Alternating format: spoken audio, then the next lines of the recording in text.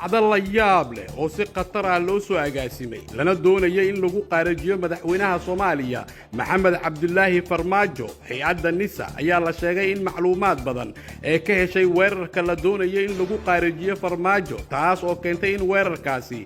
laga hortago. Fahad Yaasiin ayaa aroor hore wuxuu ku kalahay madaxtooyada Soomaaliya wuxuuna baajiyay socdaal madaxweynaha Soomaaliya uu doonayay inuu sameeyo. NISA ayaa ciyaartay door aad u weyn si degan muuqaalka u daawo kulanti wacan oo wanaagsan ciyaarta hawada aan ku saaxiibnay oo idilkiinba meel walba aad joogtaan waxaan idin leenahay waqtiga idin wacnaado dhammaantiinba muuqaalka la gareeyo cid walba muuqaalka la gareeyo waxaan Allah subhanahu wa ta'ala aan kaga baryeena umuuraha leedahay ilaahay inuu sahlaa ilaahay subhanahu wa ta'ala awlaada uu barakaya inta awlaadonkaana ilaahay awlaad baari ah hasiyo inta guurdoonkaana guur wanaagsan iyo mustaqbal wanaagsan ee baweyna hasiyo qof walba muuqaalka sheerta ku qabta la gareeyana waxaan rabbi subhanahu wa ta'ala aan kaga baryeena mal adduunyo aysa fileen inuu ilaahay subhanahu wa ta'ala uu siiya dambigood iyo dambiga waalidkoodana ee baa u dhaafaa rabbi subhanahu wa ta'ala uu ku casuuma jannatul firdaws al'a xaasidka waxaan leenahay wa min sharri xaasidin ida hasad al hasid la yaflah bi idnillahi alkarim waxa ku dambeynaya hoog iyo qasaaro rabbi subhanahu wa ta'ala waxaan weydiisanaynaa inta xanuunsan inuu ilaahay xanuunka uu ka dulqaado ummadda Soomaaliyeed meel walba ay joogtaan rabbi subhanahu wa ta'ala gargaarkiisa iyo nasrigiisa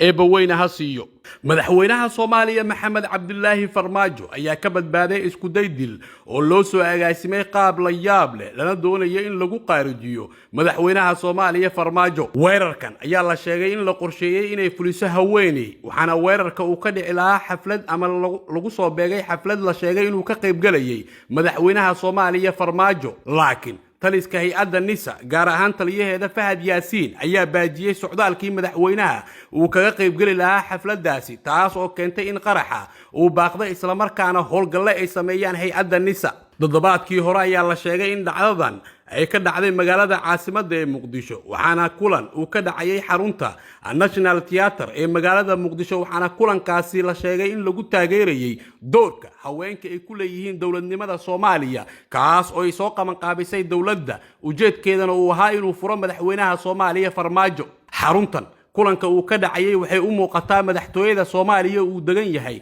madaxweynaha Soomaaliya Farmaajo waxaana la xiray dhammaan wadooyinka soo gala xarunta madaxtooyada iyo waliba tiyaatarka halkaas oo habeenkii la soo buux dhaafiyay ciidamo ka tirsan kuwa koofiya guduuda ee madaxtooyada Soomaaliya ka howlgasha si ay u sugaan amniga xarunta tiyaatarka maadaama subaxii lagu balansanaa inuu ka soo qayb galo kulankaasi Farmaajo. sidoo kale waxaa amniga qayb ka sugayay saraakiil iyo waliba askar ka tirsan hay'adda NISA waxaana haweenka waday howshaasi lagu wargeliyay in munaasabada uu ka soo qayb gali doono furitaankeeda madaxweyne Farmaajo, laakiin shantii subaxnimo waa xilliyada salaada subax ayay wax walba isbedeleen waxaana xarunta madaxtooyada xilligaasi aaday taliyaha hay'adda NISA Fahad Yaasiin oo waqtiyadaasi aan aadi jirin madaxtooyada wuxuuna u galay madaxweynaha Soomaaliya oo qolkiisa ku jira wuxuuna ku wargeliyay inuusan aadin xafladda tiyaatarka ka dhacaysa iyo waliba kulanka furitaanka haweenka waa kulanka lagu taageerayo haweenka ee ka dhacaysa xarunta National Theatre wuxuuna xilligaasi la sheegay inuu u sheegay taliyaha hay'adda NISA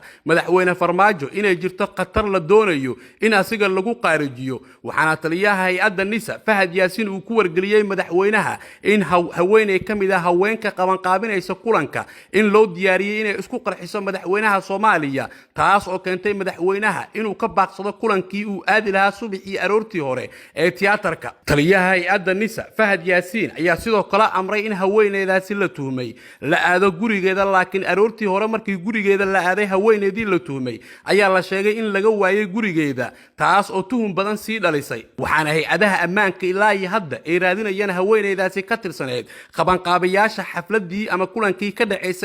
ka dhacayay tiyaatarka oo hadda aan doonaynin sababo ammaan in magaceeda aan sheegno waxaana wararka qaar ay sheegayaan haweeneydaasi inay u baxsatay dhanka dagaalyahanada al-shabaab kadib markii ay fashilantay. sidoo kale madaxweynaha Soomaaliya ayaa hore ugu badbaaday isku day dil oo la doonayay in lagu fuliyo kadib markii la sheegay in loo soo agaasimay weerar ismiidaamina oo ka dhici lahaa xarunta dawladda hoose xilli munaasabada 26 Juun ay dhacaysay, taas oo keentay madaxweynaha inuu ka baaqdo, laakiin bedelkeeda wuxuu yimid koodii Luuliya oo uu ka qayb galay xafladda xilligaasina waxaa si weyn loo adkeeyay ammaanka xarunta dawladda hoose ee Xamar, laakiin maalmo kadib waxaa xaruntaasi lagu dilay duqii Muqdisho Allah u naxariistay injineer cabdiraxmaan yariisow iyo saraakiil muhiim u ahayd howsha gobolka banaadir laakiin weerarkaasi ka dhacay xarunta dowladda hoose ka hor waxaa jiray digniino ay jeedinayeen hay-adda nisa laakiin lama muujinin foojignaan dheeri ah waxaase khubarada xagga ammaanka ay sheegayaan in sababaha foojignaanta loo muujin la'yahay inay qayb ka tahay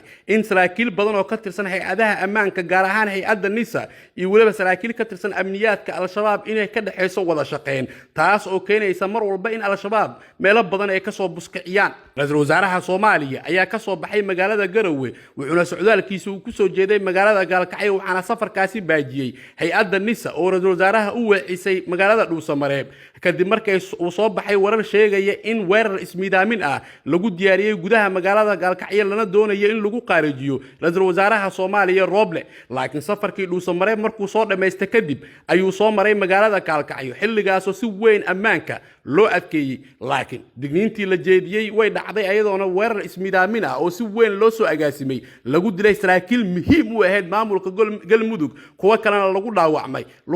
waxaana weerarkaasi sidoo kale ku dhintay dad badan oo shacab ah kuwa kalena way ku dhaawacmeen laakiin waxaa jirtay digniin hore ee u sii jeedisay hay-adda nisa oo ku aadan in ra-iisul wasaaraha la doonayo in lagu qaarijiyo gudaha magaalada gaalkacyo waxaana xilligaasi ra-iisul wasaaraha uu amray markuu ka soo baxayay magaalada dhuusamareeb in saraakiisha ammaanka oo dhan xoogga ay saaraan inay suurtowdo inuu booqdo magaalada gaalkacyo laakiin waxaa ka soo buskiciyey nin la sheegay inuu ka tirsanaa dadka deegaanada galmudug ka soo jeeda isla markaana muddo ganacsi ku lahaa gudaha magaalada gaalkacyo lagana filaynin inuu isqarxinayo ayaa la sheegay in weerarka ismiidaaminta uu fuliyey khataraha soomaaliya waa mid muuqda madaxweynihii ka horeeyay farmaajo xasan sheekh maxamuud ayaa muddo 3 mar ah sidoo kale asigana ka badbaaday isku day dil oo la doonayay in lagu qaarijiyo waxaa kii koobaad uu ka dhacay hotelka jaziira maalin kadib markii waa habeenkii la doortay maalintii xigtay ayadoona sidoo kale lagu weeraro toos ahna lagu qaaday gudaha aqalka madaxtooyada waxaana labadaasi weerar la doonayay in lagu qaarijiyo madaxweynihii hore ee Soomaaliya xasan sheekh maxamuud laakiin rabbi wuu ka badbaadiyay weeraradaasi Soomaaliya ayaa lagu tilmaamaa dalalka ugu khatarsan xagga ammaanka marka la eego waxaana al-shabaab ay geystaan weeraro toos ah oo ay la beegsadaan xarumaha dawladda iyo kuwa ciidamada shisheeye Soomaaliya ay ku leeyihiin sidoo kalena waxay beegsi joogto ay ku hayaan shaqaalaha dawladda iyo madaxda dawladda Soomaaliyaba